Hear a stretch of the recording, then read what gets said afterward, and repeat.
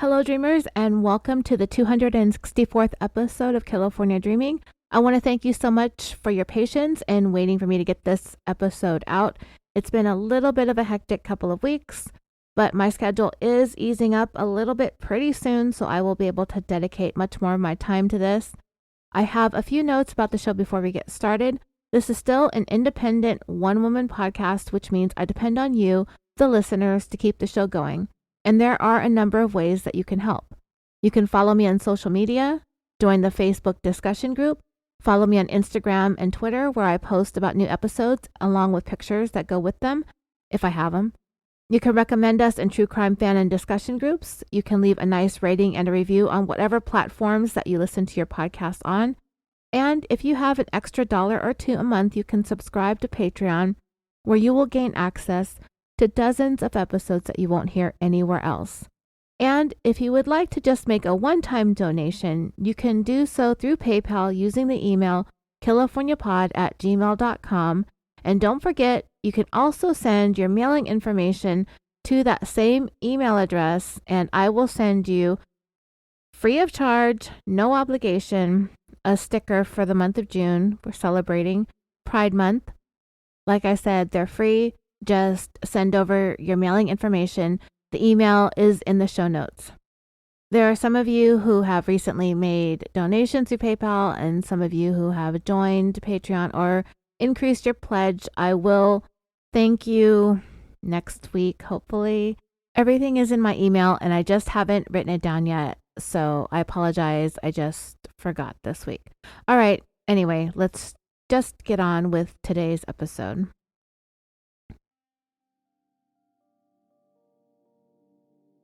So in February of 2022, I re-recorded and re-released a bonus episode on the shooting death of 17-year-old Brandon Ketstever. I originally released that episode in October of 2018, and it involved a group of kids driving around the city of Buena Park, California, stealing Halloween decorations. In front of a home owned by a gentleman named Peter Solomona, there was a Halloween lawn bag stuffed with leaves in the front. Brandon and his friends stole the decoration. Solomona drove around looking for the car that the kids were driving to try and get his decoration back. When he wasn't able to find them, he decided to go home. Well, it turned out that another car had blocked the car that Brandon and his friends were in just by chance right in front of Solomona's house. He ended up confronting the teenagers about the decoration and figured that it would be a good idea if he did so with this .357 handgun. Solomona claimed that all he wanted to do was to scare or intimidate the kids. But Solomona ended up firing the gun, shooting and mortally wounding Brandon. He would say that the gun went off accidentally, and he ended up having to go through 3 trials before he was eventually convicted of involuntary manslaughter, the jury having rejected the second-degree murder charge, and Solomona was ultimately sentenced to 6 years in prison. The case brought up issues surrounding stand your ground and castle doctrine laws. In that episode, I also talked about the case out of Little Falls, Minnesota, involving the killings of cousins Haley Kiefer and Nicholas Brady by homeowner Byron David Smith. Many of you probably remember that because he recorded the whole thing. The case, it happened in 2012, whereas Brandon's case, the first one I mentioned, was back in 1999. The Little Falls one garnered much more media and podcast attention, and I think it's probably due mainly to the fact that Byron Smith, like I said, audio recorded his whole plan to shoot these kids, including every moment leading up to, during, and following the shooting. He recorded the break-in, he recorded himself shooting each of them screaming, and then them going silent. And then Byron Smith, his ramblings after the fact, all of that was captured on audio tape. Smith ended up being convicted of first-degree murder, in a situation where he thought those audio recordings would help to prove that this was an act of self-defense, but it ended up backfiring on him, proving that the whole thing was a murder that was premeditated. Today, I have another story for you that sparked a debate regarding self-defense and standing your ground that took place up in Plumas County, California. It's a case that is as equally tragic as it is petty, and that's what we're going to be discussing today in this 264th episode of California Dreaming, the tale of the Republic of Chad, a showdown in a California meadow.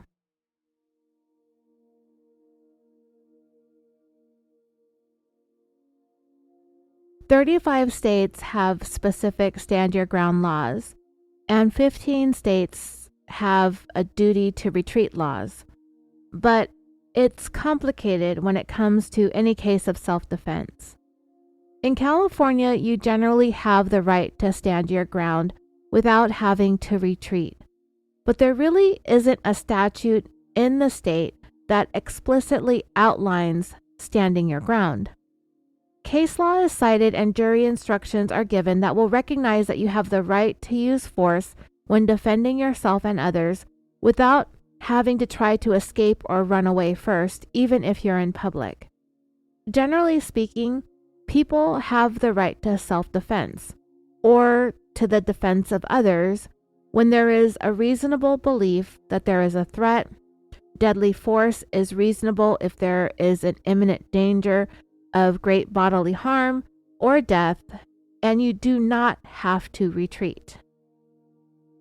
Now, the duty to retreat isn't really a legally binding duty in the law, but rather it's a provision that when you find yourself in certain circumstances, failing to retreat from a confrontation will effectively strip you of your right to use deadly force for self-defense. As stated, generally speaking, you cannot use deadly force for self-defense unless you reasonably believe that there is imminent danger.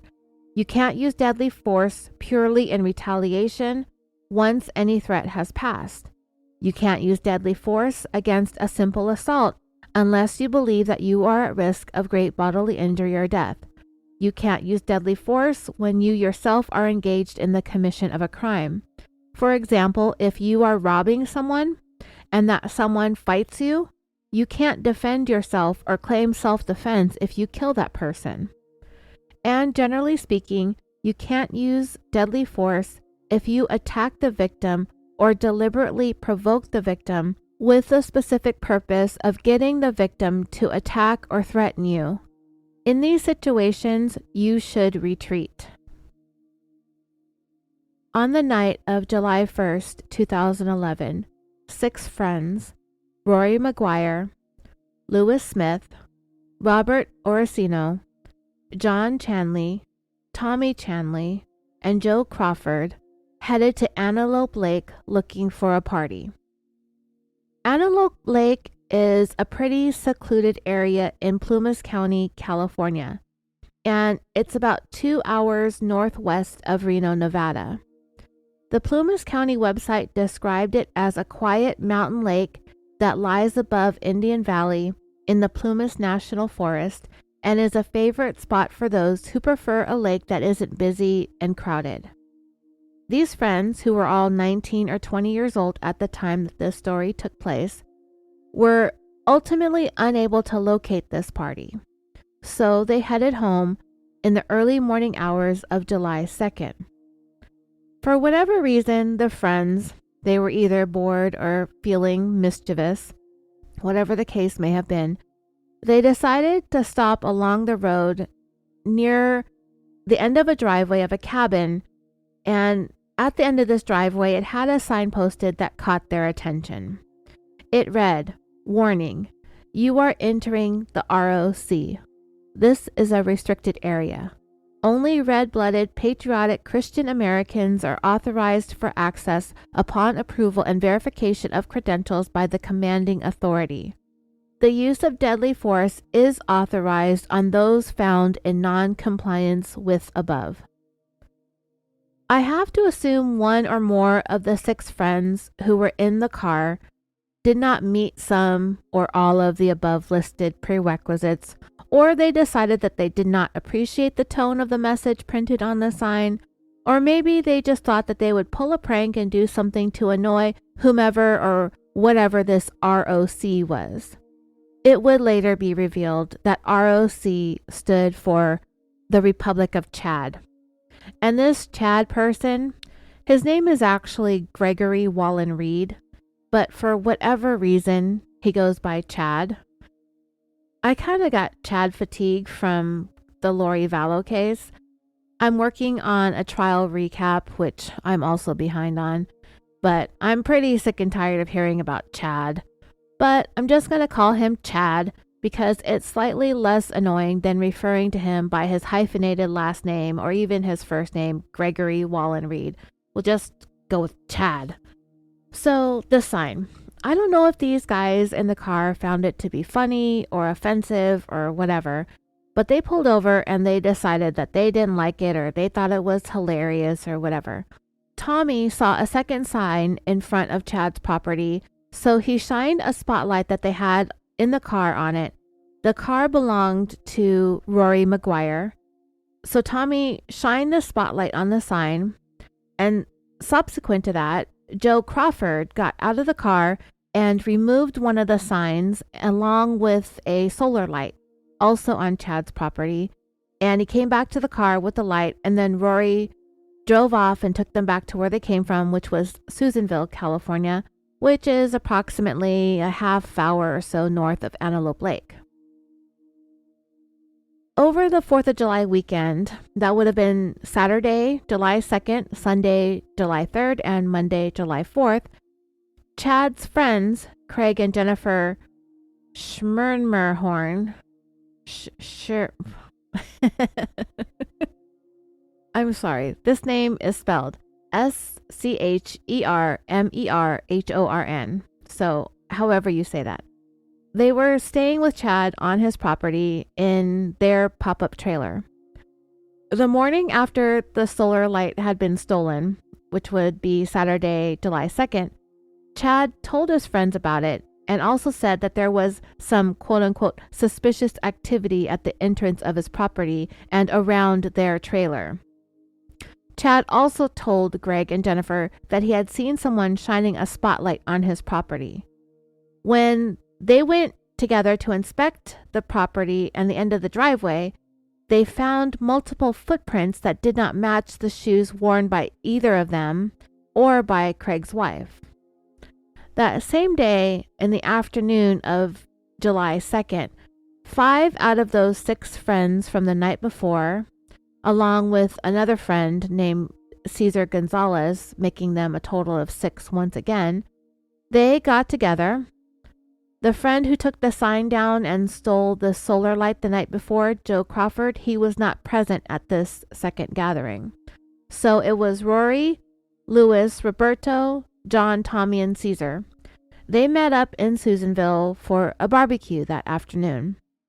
When the barbecue was over, they decided to go back to Antelope Lake to meet up with some girls. And all 6 of them piled once again into Rory's car to make the drive. It was noted in the court documents related to this case that the vehicle did not have license plates. I don't know why. Maybe he didn't have them yet. Maybe this car was new to him. I'm just not sure. Rory was the one who was driving, and his friend Cesar sat in the front passenger seat. Seated in the back from the driver's side to the passenger side were Louis, Roberto, John, and Tommy. So Rory is in the front seat, and directly behind him is Louis, and Louis is his best friend, and you will hear more about him as the story progresses. They had also brought along with them a bottle of vodka and some 40s with a plan to stay the night in Antelope Lake. That same evening, Chad, on his Republic of Chad property, had done some target shooting with his AR-15 style assault rifle that he owned, and it was equipped with a laser sight. When he was done with his target practicing, he left the rifle on his front porch. Also on that same evening, Chad had some members of his family visiting, along with Craig and Jennifer with the last name, and another couple. They were all staying on the property that evening for the holiday weekend. Chad had told everyone about the stolen solar light from the night before, and all of his guests were pretty nervous because of this vandalism. So as the 6 friends were headed up to Antelope Lake, you know that they're going to encounter Chad's property once again. They were most likely telling the one friend who was not with them about the night before and what they had found and what Chad's sign had said, and that they took that solar light. And remember, the one who actually did the taking down of the sign and the stealing of the light was not with this group of friends the second time around, that they were finding themselves back at this property. So of course they decided to stop once again in front of Chad's home with the intention of stealing another solar light, maybe a couple of them. Well, Chad's guest, Craig whatever, observed the vehicle pulling up to the front of the property, at which time he immediately alerted Chad about the vehicle. So he grabbed his AR-15 rifle and fired a warning shot into the air. Our story should have ended there, but it wouldn't be our story today if it did. The thing Chad loved about this property in Antelope Lake was it was quiet and secluded and surrounded by mountains and forests where he could get away from the big city. He mainly lived with his family in Reno. He had a wife and 3 kids. This property was very isolated and he felt protected. Based on what the sign said at the entrance of his property, it's pretty clear that the guy wanted to be left alone, unless you were a patriotic, red-blooded Christian American. I mean, it's probably safe to say that we can figure out what this guy was all about based on his little sign, because no trespassing simply wasn't going to do it for him. What we would come to find is that Chad lived in fear. At least he purported to. And because of that, he had his wife and his kids living in fear as well. His children and his wife saw Chad as their protector, and that he would never let anything or anyone hurt them. If there was ever a threat, then Dad would handle it. This family cabin was deep in the woods of Antelope Lake, where Chad and his family could be away from people, away from crime, away from civilization. On the flip side of that, anyone who came around who didn't belong, they too would be away from people, but they would also be away from safety and protection. Chad was there. It was his getaway. It was his sanctuary. And the intentions of going there were to separate himself and his family from the rest of the world. Anyone from the rest of the world that would dare venture onto his land, he was ready for them, and his sign said so. But here's the interesting thing about the story. As we go along, Chad's going to become that very thing that he feared.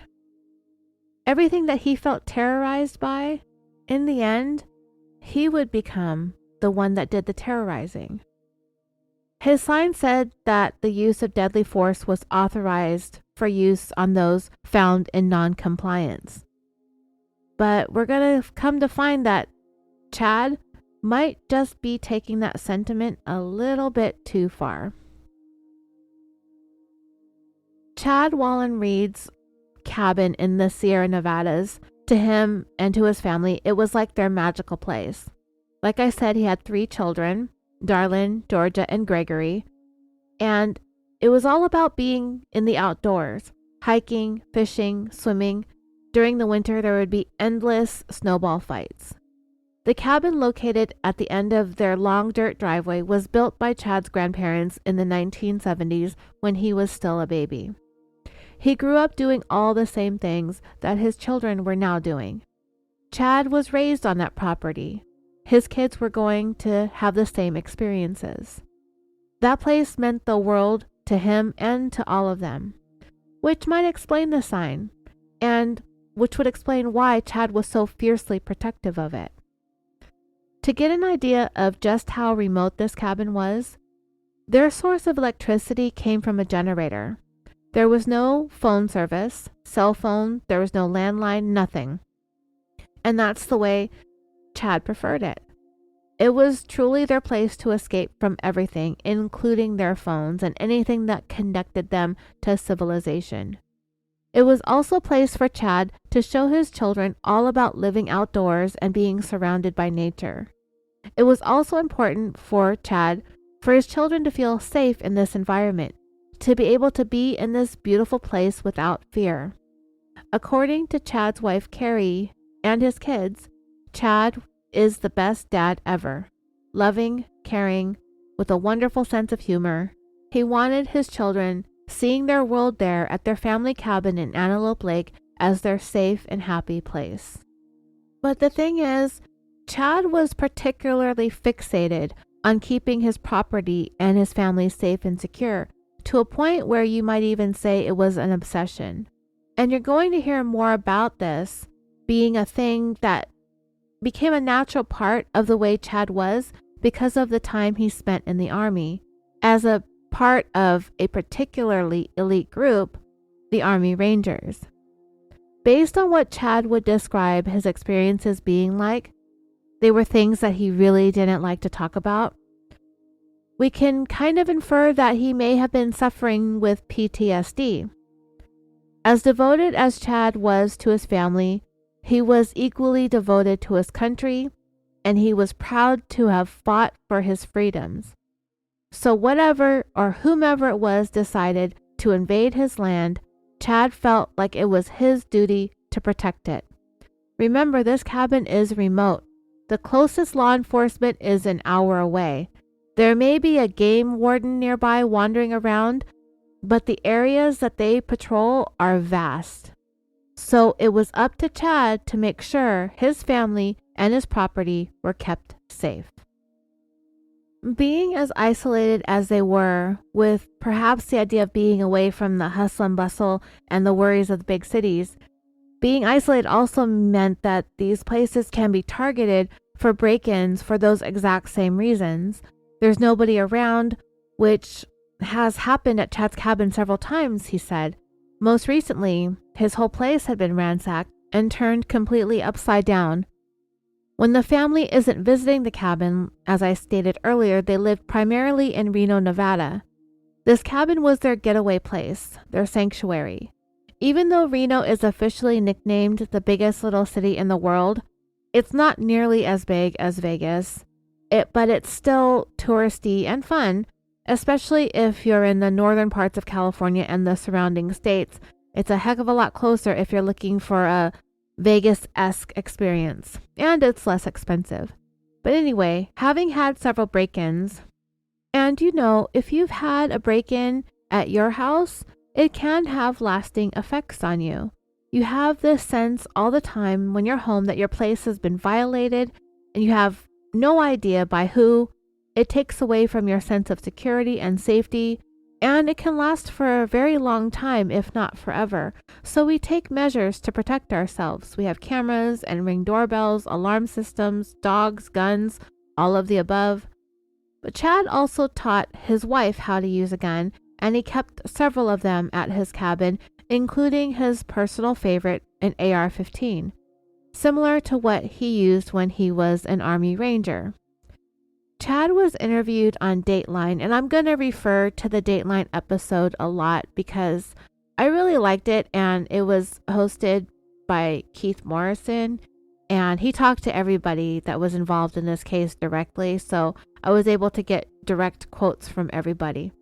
But anyway, he was interviewed by Keith on Dateline almost 10 years ago, and Keith asked him what was the attraction with the AR-15, and Chad stated, "I think it's just the fun in shooting them, just being able to put in a 30-round magazine and set up a target and just go at it." In addition to his arsenal of weapons, Chad also erected those signs with the warning that I read to you at the beginning, and there had been a break-in earlier in 2011, so Chad was pretty on edge about that come the 4th of July weekend. Chad slept very lightly, if he slept at all. Any little sound and he would instantly be wide awake. So we've got a jumpy, paranoid, armed insomniac that could possibly have PTSD.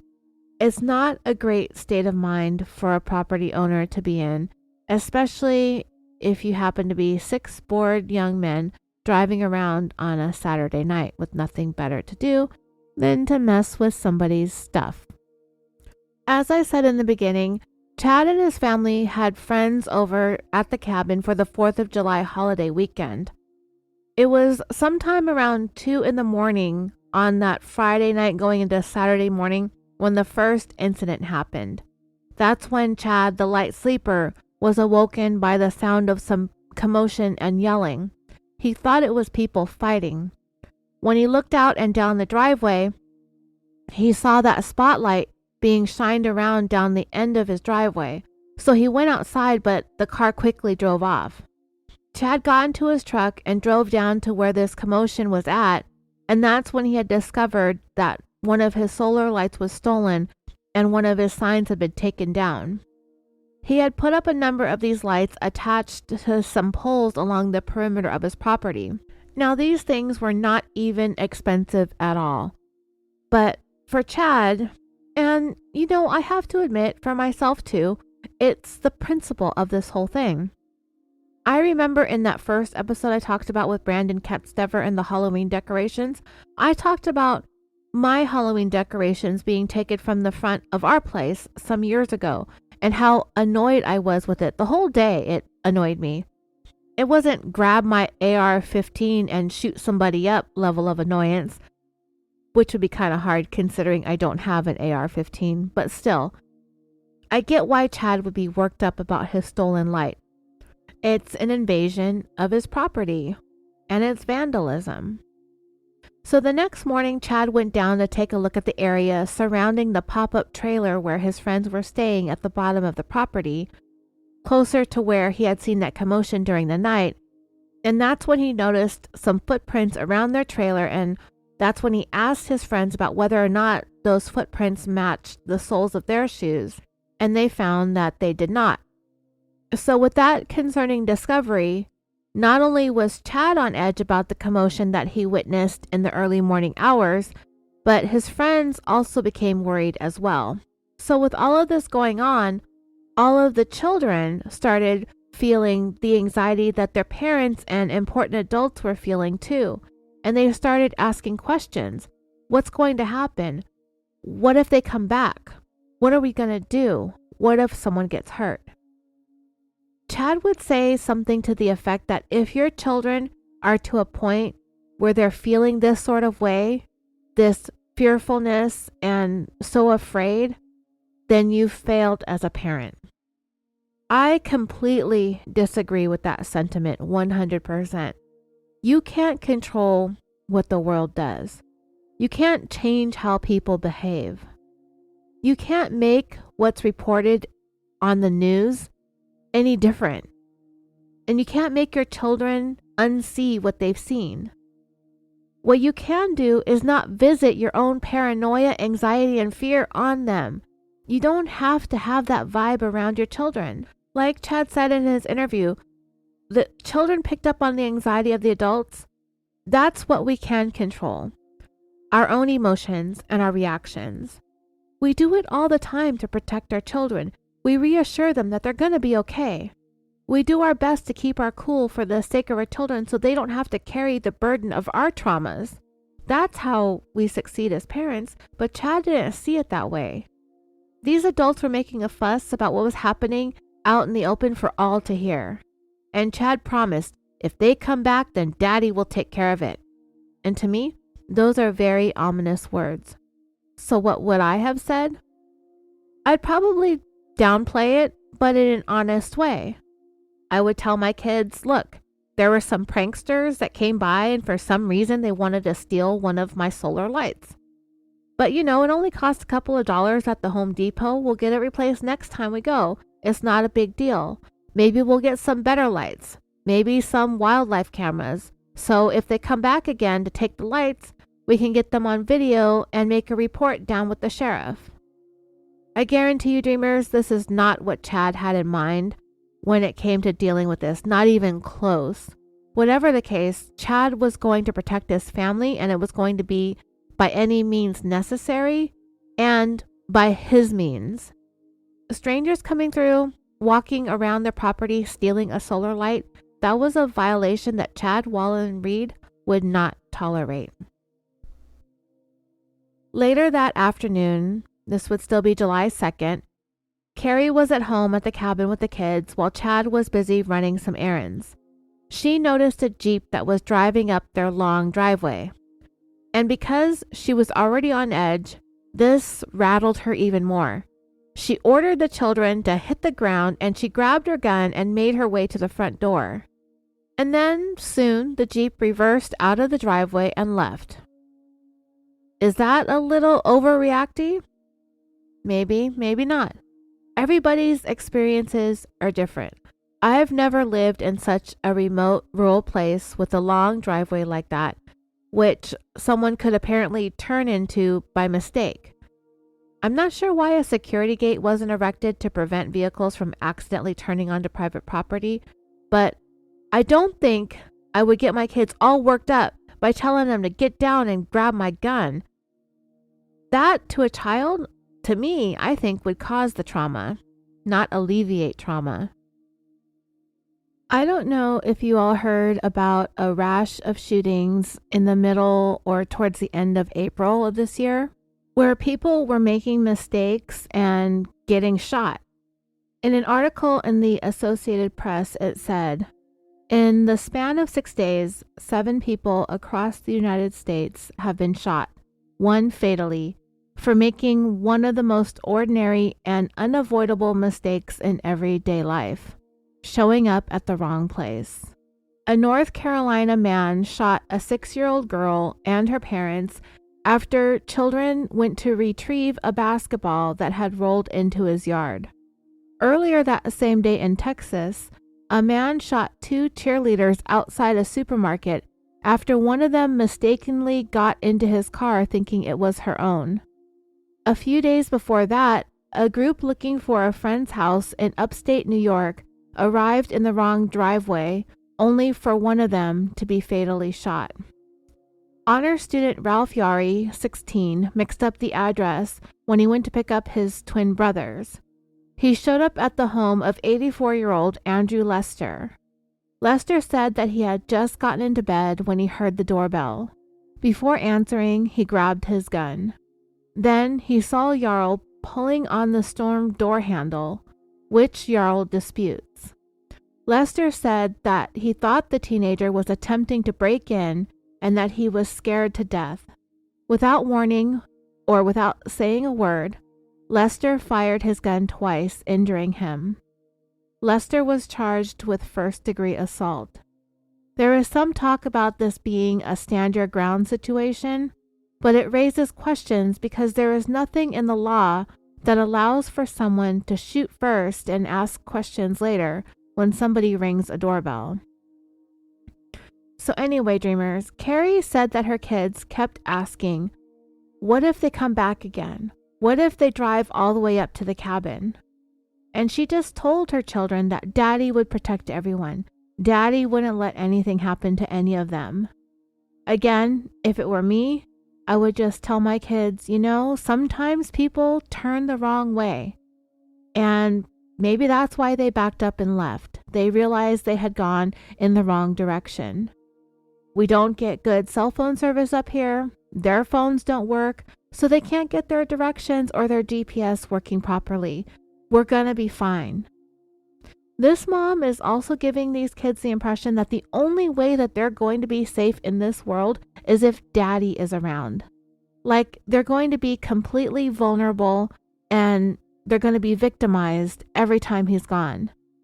And to me, these situations could have been handled much differently.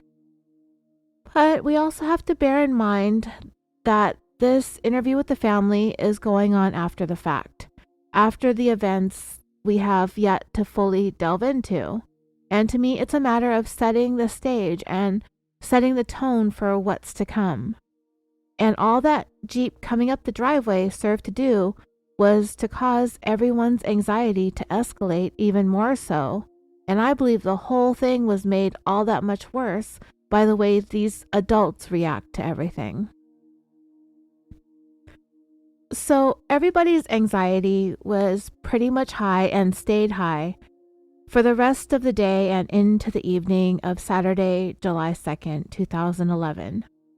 Carrie and the kids were eventually able to fall asleep after watching a movie while Chad hung out with the friends who were set up in that pop-up trailer on his property. They were on the porch, sitting around, just talking, Chad said. There would be differing stories to come as to what was about to happen next. And it was not going to be simple to sift through, not by any stretch of the imagination. Sometime between 9 and 10 p.m., Chad's company noticed a vehicle had pulled up near the end of the driveway, and it turned its headlights off. All of a sudden, they wondered, was this the same car from the evening before? Was it that Jeep that Carrie and the kids spotted earlier in the day? Or was this yet another stranger invading their property? Chad had his AR-15 Bushmaster next to him, so he grabbed it, pointed it towards the sky, and fired off a warning shot. As he looked down the way, he saw a man running off. However, it seems as if Chad did not believe a warning shot was enough to ward off these intruders. And Chad had come to the conclusion in that moment that whomever it was that he saw must have been the same individuals who had been there the night before messing with his sign and stealing his solar light. They've come back to mess with his property yet again. And by way of messing with his property, they're messing with him, his family, and all of their senses of safety and security as well. How dare they come back a second time? Chad decided that he was going to make sure this would be the last time. Chad made the fateful decision to give chase, stating in his interview with Keith Morrison, I said, I'm going to try to catch up to these guys, go get them, catch them, get their license plate, or get their information or something, because it was apparent that this was more than just, we're here to play and joke around with you. Now, I can't dismiss Chad's experiences as an Army Ranger and the fact that he may potentially be suffering from PTSD, but all the information Chad knows for certain at this point is a car came by last night. They were loud, causing a commotion. They were clearly making no efforts to be quiet or sneaky. They took his sign down and stole one solar light. It kind of sounds like playing and joking around to me. And Chad does not know for a fact yet whether or not they're the same individuals who were there the night before. I mean, they ended up being the same guys, with the exception of one of them. But regardless, Chad was going to go after them, and he didn't care why they were there. So Chad got into his truck and began chasing their vehicle. These are dark mountain roads, and they are windy and turny, but Chad managed to reach speeds of 50 miles or 80 kilometers per hour or so going after them. Chad stated, as I was coming up behind them, somebody leaned out of the passenger side of the vehicle and was shining a 1,000,000 spotlight. I mean, it was just blinding. And the next thing you know, I was looking up, I see these 3 flashes, and then I hear crack, crack, crack, crack.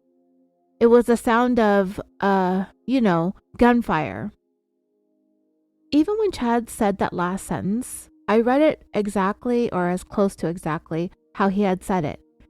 It was the sound of, gunfire. And to me, even Chad doesn't seem to believe himself. But when you hear gunfire, if you've been in combat, then that sound is unmistakable. Now, Chad had come to believe that the vehicle he was pursuing had just opened fire on him. Next, Chad stated, I picked up the pistol that was in my cup holder, chambered around, and pointed it out the window, and let off a few rounds. To me, Chad is in small ways, but in any way that he can, he's minimizing his shooting at them versus the way he described their shooting at him. I see these flashes and I hear crack, crack, crack. It was a sound of gunfire. But when he describes himself, he says, I let off a few rounds. If Chad had hit anything, he didn't know it or he couldn't tell.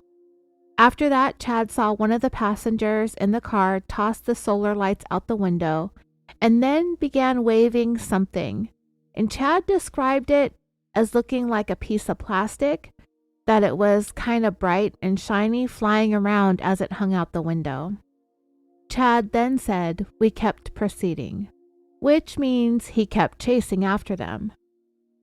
In the meantime, Carrie said she was still back at the cabin, watching over the kids, as she wondered if Chad was okay and if he was going to come back home. And the answer would ultimately be, not really. Chad had given chase, and these kids in the car, these young men, they were running, and Chad was not about to give up and turn around and go home. His warning shot, their vehicle fleeing, them throwing things out the window, them flying something outside the window, none of it was satisfactory enough for Chad. In all, this chase lasted a little more than 7.5 miles or 12 kilometers until the vehicle made a turn, ultimately a wrong turn, onto a small dirt road with Chad still right on their tail. Chad said in his interview, they did some fishtails, like they slid the car. At one point, the passenger door started to open up and I thought, these guys are going to get out. They're going to, they're going to come at me. Which, to me, dreamers, sounds about the exact opposite of what a fleeing vehicle that had been shot at is interested or intending to do. Chad will sit here and tell you that he was shot at by somebody in this vehicle, which will be disputed.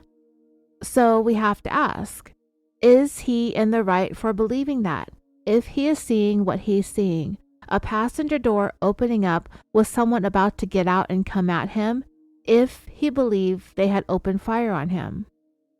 But here's the thing for me. These guys are running from him being Chad, who we know for a fact is armed or was armed. These people in this vehicle fled from the area where that warning shot was fired. They continued to flee. They're being chased and shot at. Chad is the one chasing them, claiming that they're shooting at him. Does it sound like the guys in this vehicle are in a position to get out of the car and confront Chad face to face? They have no idea where they're headed. It's dark. They're being pursued and shot at. Unless they were going to try and get out of the car to hide and run and surrender, that would be the only reason I would believe that these people would get out to make any kind of a move towards Chad. It wouldn't be anything aggressive, at least in my mind. Especially because at no time did Chad say the vehicle ever stopped either. If they're fishtailing, then it's likely they're struggling to maintain control of their car. These guys inside are probably panicking. So this dirt road ended into a meadow. Chad then said the car suddenly made a U-turn and began to come straight at him. Now in Chad's mind, they're coming towards him full speed with a 2-ton deadly weapon. And he stated in his interview, in the military and in the police, that's what we call an escalation of tactics. Until somebody, either backs down or the threat is neutralized. Again, I take issue with this because Chad has had more than 7 miles or 11 kilometers to make an assessment of what's going on with this vehicle and its occupants. They're driving erratically, they don't know where they're going, and they're throwing solar lights out the window. And now they've gone down a road that dead-ended into a meadow and are forced to turn around in order to get out of being cornered by this truck that has been chasing and shooting at them. Chad has to have some idea at this point that he is not involved in a chase with a soldier or a member of law enforcement, or for that matter, an enemy. But at the same time, Chad really couldn't know that he was involved in this chase with a bunch of unarmed 19 and 20-year-olds that are driving around on a Saturday night acting like a carload of morons with a spotlight. He had no way of knowing that. But as an Army Ranger, Chad had to have had the experience and knowledge when it comes to assessing and engaging in a confrontation. People who are driving around on a Saturday night stealing solar lights are probably not out there trying to assassinate you and your entire family. In the meadow, according to Chad, this vehicle, driven by these young men, came barreling towards him. In Chad's apparent war-torn mind, they had just escalated their tactics to a full-blown vehicular assault. So Chad, who had brought his AR-15 with him on this chase, he next picked it up, aimed it out the window, and started firing. Chad would claim that this vehicle was coming straight towards him. We would come to find out later on that that wasn't the case. Yes, this vehicle was coming in his direction, but it was looking to drive past him as fast as it could. They weren't going to ram him. They were going to continue running from him because they got cornered in that meadow. So as they were attempting to speed past him, Chad fired off his AR-15, a gun that can, on average, fire 700 rounds per minute. One of the reasons why it's a popular weapon with mass shooters. By the way, in California, it's illegal to sell or possess an AR-15 or any assault weapon for that matter. In Nevada, they are legal to buy, sell, and possess. And you know, as I stated in the beginning, Chad and his family primarily resided in Reno, Nevada. They vacation in Antelope Lake, California, where the family cabin is located. And there is really nothing to stop or prevent them from bringing assault rifles back and forth across state lines. Hundreds of assault rifles that are confiscated or recovered in California each year are traced back to having been purchased in Nevada. You have to be a Nevada resident in order to purchase an assault rifle, so it's not like you could just waltz across the border from California and buy an AR-15 all willy-nilly, but like I said, technically, Chad was a Nevada resident, but it was illegal for him to bring his AR-15 to his California cabin. Well, by the time this night is over, Chad Wallin-Reed is probably going to be wishing that bringing an illegal weapon across the California border was his biggest problem. Back to the showdown in the meadow. As Chad fired into the vehicle full of people, he looked on as he saw the driver's side window shatter into 1,000 little pieces that all rained down onto the ground. The car then made a sharp turn through the meadow, back onto the dirt road where it came to a stop. Chad said that he drove over to where the car had come to a rest and was yelling at the occupants. He stated, quote, "I just remember this young voice saying, 'I give up, I give up, I give up. We're sorry, but please don't kill me.' It doesn't make you feel very good to have somebody pleading and begging for their life. I remember him yelling, 'I have a 3-month-old daughter.'" Did the statement give Chad pause? I mean, it may have, right? It should have. After all, Chad's main motivation on this night, the reason why he's out there in that meadow with his handgun and his AR-15 blasting it off at a moving vehicle, is because he's protecting his children, isn't it? I mean, I have to admit, when I hear it from Chad that someone in the vehicle said, "Please don't kill me, I have a 3-month-old daughter," one of my first thoughts was, then why are you running around in the middle of the night acting like an asshat with a carload of your equally asshatty friends? Why aren't you home taking turns with your baby's mom, waking up in the middle of the night to feed your newborn? Maybe the same could be said for Chad. Why did he not just go back into his home and take care of his family after he fired off that warning shot? Chad stated in his interview, "All I could think of was my kids, thinking, you're yelling at me about your daughter, and look what you just did, you know. What about my kids? Did you ever consider my kids?" I have to say in my honest opinion that no, I don't think 6, 19, and 20-year-olds were thinking about his kids when they went out to pull pranks. Plain and simple. They weren't thinking, period. Nobody in the situation on this night was thinking. According to Chad, when the car came to a rest, and at least one of the occupants yelled out that they gave up, he said that he carefully approached the vehicle containing the men who had been wreaking havoc on his family's peace and tranquility on that Independence Day weekend. He was holding his rifle just as he would if he were approaching an enemy of war in the Middle East, stating, "I was at the ready. If they came out of that vehicle and made any movements, I could see their hands, and I approached the vehicle." He looked inside, seeing that it was all clear, and when he realized that he had shot the driver of the car, he stated, "He was hunched over the steering wheel, and when I got into the driver's side of the vehicle, he was laid back and his head was down. I mean, I didn't check for a pulse or anything like that, but there was a bullet wound in his neck." And that was all about Chad knew in those initial moments. He didn't know if there was anybody else that was wounded. He didn't know who these guys were or why they had been snooping around his property. Chad came to the conclusion that the men in the vehicle were no longer a threat and said that he would try to get them some help, that he was going to get the local sheriff. Chad then said he got back into his truck and headed to his cabin, more than 7 miles away. Keith Morrison asked Chad what was going through his mind when he made that drive back, what was happening in his heart, his mind, and his soul, and Chad replied, "An assessment. Someone is either dead or dying. Something very serious has happened here. What steps do we go through now?" The thought, "What the hell have I just done?" never even crossed his mind, not for a second. When Chad got back up to his cabin, he filled his friends in on what had just happened.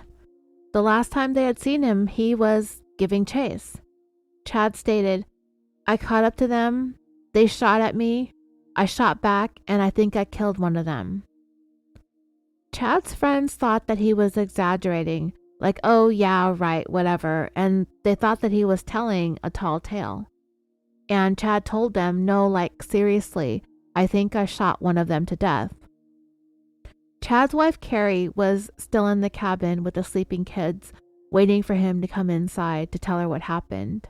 And he told her the same thing, that he thought that he had killed one of the occupants of the vehicle.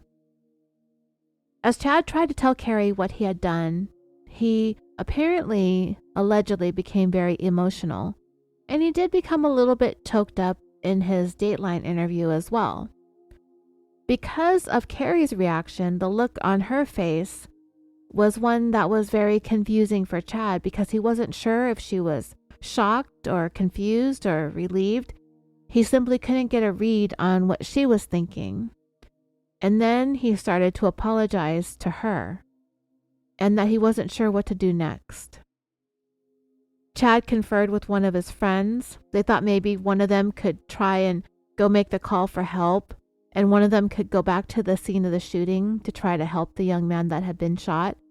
But Chad's friends, well, according to Chad, he said that they didn't think it was a good idea to go back to the Meadow.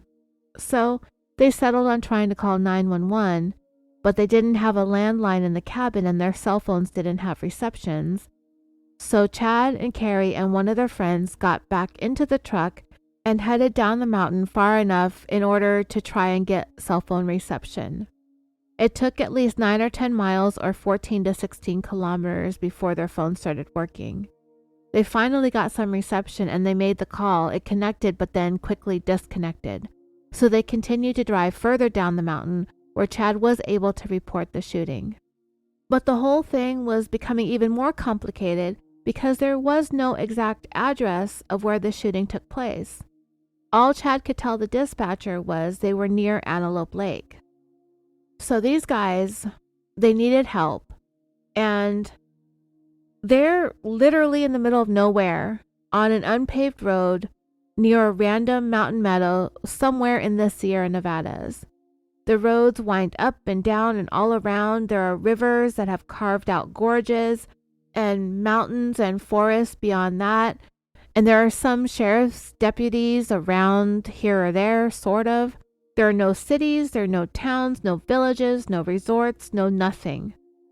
However, there is wildlife, fishing, and hunting, so the first members of law enforcement who were finally able to respond to the 911 call were game wardens. And there just so happened to be a photojournalist with the game warden that responded.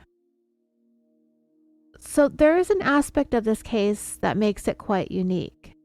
And the one situation that I can kind of compare it to is actually one of my favorite cases ever. And it's the one down in good old Florida with Dahlia Dippolito. Remember her? When she got caught in all kinds of cameras, police, undercover surveillance cameras, interrogation cameras, and cameras from the TV show Cops, this woman got on every camera out there as she rolled out her convoluted plot to have her husband of just 6 months, Michael Dippolito, killed.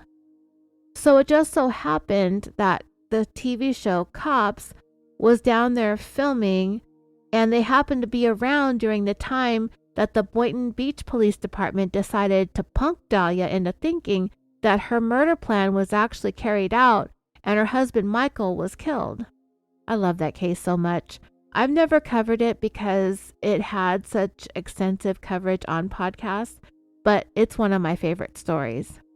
So all of that is to say that on the night of this shooting involving Chad Wallin-Reed and this carload of misfits, there was a photojournalist with the game warden who was the first responder to the 911 call. I'm not an outdoorsy person. I don't camp, I don't hunt, I don't fish. I've probably said the words game warden maybe one time before in my life.